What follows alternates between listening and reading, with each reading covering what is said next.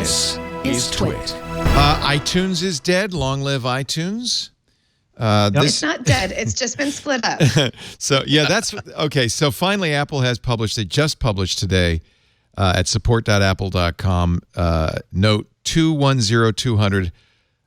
And it's almost the kind of thing that, you know, your dad would come up to you and say, about the upcoming changes. Well, you know, Mark Gurman put out an article last week saying that Apple was going to deprecate iTunes for these new apps. The Los Angeles Times proceeded to quote to reference him and say that they were killing the iTunes store and eliminating downloads. Yeah. And my mom called me. My friends called me. Everyone was in a panic that Apple was going to come to their house and take away their downloads and their store. So they're and really none of that just ever happened. They're just splitting it up into 3 apps: music, podcasts, and TV. Music. Here's Apple's note: music you've imported or purchased will be in the Apple Music app. Logically, music playlists, smart playlists you created in iTunes will be in the Apple Music app. The iTunes Store will still be available to buy music on Mac, iOS, PC, and Apple TV. iTunes gift cards, iTunes credits will be maintained and can be used with the new apps in the App Store. iPhone, iPad, and iPod backup, restore, and syncing, this is a big one, will move to Finder. So it's now going to... I love that so much. This is the exact right thing to do. It's now an operating system feature. It'll show up as they showed on stage in the menu bar. Good. So your backup It makes so much sense there, Leo. It makes so much sense for that stuff to be in Finder. Yes. Movies and TV shows will be in the TV app. Yep. Duh. Use the Apple TV app for Mac and future for future movie and TV purchases and rentals. Does that mean you can't use the TV app on iOS to purchase movies? And no, I'm sure you can. No, you still can. The big deal about this is we're quote unquote finally getting 4K HDR downloads and streams on the Mac, because this packages it all up the way Hollywood wants it packaged all up. Podcasts you subscribe to iTunes will be in the Podcasts app. Audiobooks will be in the updated Apple Books app. I think that's interesting. Use the Apple Books app for Mac for future audiobook purchases. So in other words, all the functions are still there. This is something iTunes much needed. It was really overburdened with too many features. They're just cleaning it up by moving the various forms of media into their own. Didn't you love that joke, though, when he completely lent into the any app developer gets enough time will inevitably be an email app? Yes. Which is absolutely, true, right? Nope, We're adding that's an email old to iTunes. It's a great joke, yeah. Nailed it. Yeah, that was funny. That was a nice moment. So this is, Renee, you've looked at this now, and Renee and Laura, you've both used it now. You feel good about it? Is it any issues you can see?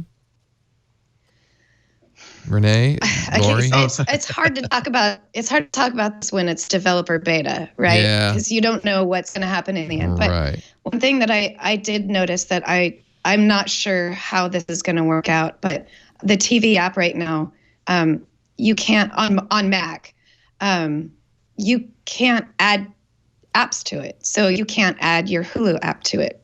There's nothing to add. Oh. So how are we going to access those things? Oh, they'll fix that. They have to. That's why, again, this is a developer beta, and I hate saying things because like we've got months for them to figure this out. Presumably what will happen is that companies will be able to develop, using Swift, they'll be able to move their apps to Mac really easily. So then we'll download those apps on our Mac, and then they'll just show up in the TV app like they do on Apple TV. That makes sense. But at this moment, there isn't. That's not there. So but you'll still have a Netflix app and a Hulu app on Mac, so it's not like you're not going. It just won't be in the TV app. And we hope so. Netflix might go, we're fine as a website. But that might be. Sorry, go ahead. It might be coming to the TV app. It's just right now because it's so early. It's really hard to tell how this is going to work, how this design user interface is going to work for us. Here's the screenshot of syncing in Finder. It looks pretty much like the iTunes sync page, except instead of being in iTunes, it's showing up as part of your Finder window, it's a location. Locations include your iPhone, and all the same thing. You can manage storage. You'll see all the different media types.